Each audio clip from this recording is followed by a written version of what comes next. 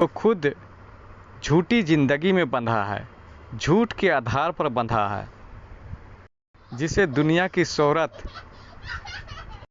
इज्जत, रुतबे चाहिए, जो खुद कुछ बनने के लिए, कुछ पाने के लिए तड़प रहा है, वो आपको त्याग, कुर्बानी की ओर ले ही नहीं जा सकता। और रूहानियत क्या है? रूहानी रास्ता जिसे आप कहते हैं वो क्या है? पाना या छोड़ना? छोड़ना, त्यागना, कुर्बानी देना। तकब्बुर, अनानियत क्या है? जो हमारे लतीफ़ा नफ्स, हमारी रूह के ऊपर, इसे सीधी लफ्ज़ों में क्या बोलते हैं? तकब्बुर, अहंकार, जो हमारे नफ्स के ऊपर, हमारे रूह के ऊपर बैठा है।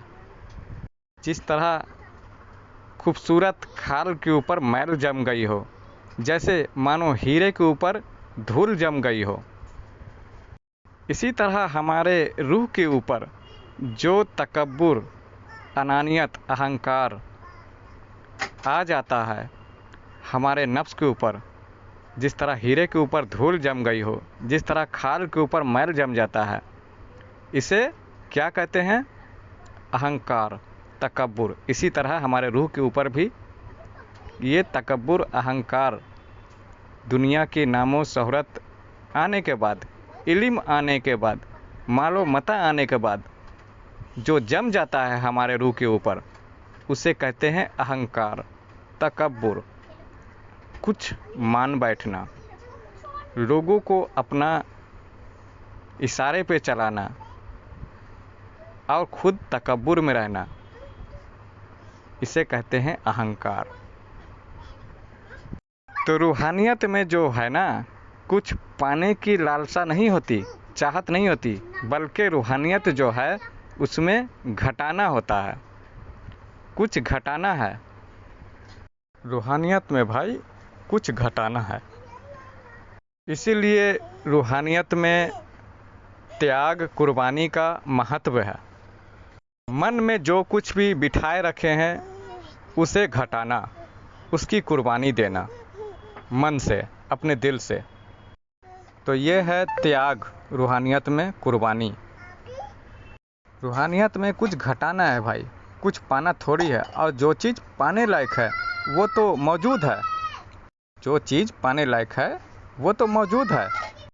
ये मालो मता, दुनिया के नामो शोहरत, धन दौलत, परिवार, ये सब उपलब्ध है।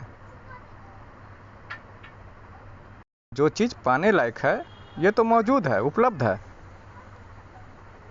इसीलिए रूह को खोजा नहीं जा सकता। खोजने के लिए ऐसी कोई बात नहीं है कि जिसके लिए कोई रास्ता इख्तियार किया जाए, रास्ता निकाला जाए। इसके लिए एक ही रास्ता है, एक ही मार्ग है, वो है गुरु, पीर, मुर्शिद। आपको किसी रास्ते पर नहीं जाना है। रूहानियत कोई रास्ता नहीं है कि खोजने के लिए निकल गए। आपको किसी रास्ते पर नहीं जाना है, बस सही गुरु, सही पीर थामना है, उसकी पहचान करनी है, जो एक अल्लाह वाला, अल्लाह का दोस्त होना चाहिए, सरकार गौहर शाही जैसी हस्ती होनी चाहिए। आपको किसी रास्ते पे जाने की, खोजने की ज़रूरत क्या है? आप तो पहले से उस जगह पे मौजूद हैं और हर इंसान मौजूद है।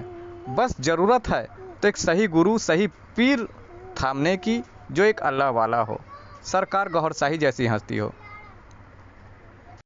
वो गुरु, वो पीर वाकई कामिल जात अल्लाह वाला है, सरकार गौहर शाही जैसी हस्ती है, तो वो आपको किसी रास्ते पे नहीं ले जाएगा, घर परिवार से दूर नहीं करेगा, किसी जंगल में जाने को नहीं कहेगा, दुनिया त्यागने को नहीं कहेगा, बल्कि यही कहेगा कि तू अपने परिवार, अपने फैमिली, इसी दुनिया में रहे। बस ज़रूरत है कुछ, तो तुझे कुछ घटाना है, तुझे त्यागना है।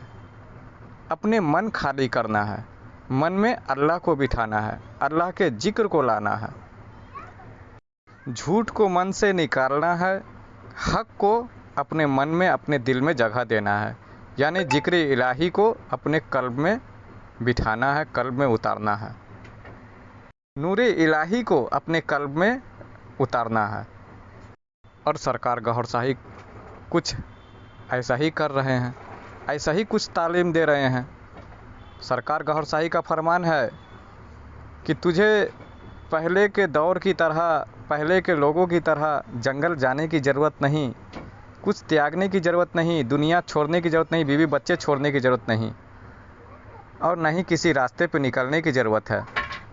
तू उसी रास्ते पर है ऑलरेडी, बस तुझे अपने अंदर से नार को घटाना है, नूर को लाना है, यानी कि नूर इलाही अपने अंदर उतारना है, अल्लाह का जिक्र उतारना है।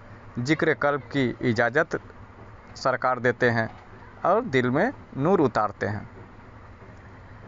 और रूहानियत का मतलब भी यही है कि रूहानियत कोई रास्ता नहीं, कहीं आपको निकलना नहीं, बस आपको घटाना है, अपने अंदर से नार को घटाना है, नूर को लाना है।